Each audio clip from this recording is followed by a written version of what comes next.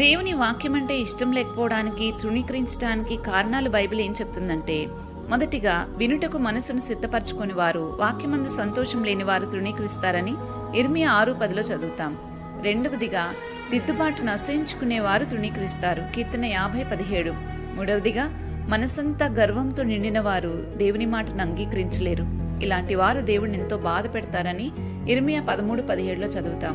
నాలుగవదిగా సత్యం అడ్డగించేవారు వాక్యాన్ని తృణీకరిస్తారని రోమా 1:18 రాయబడింది.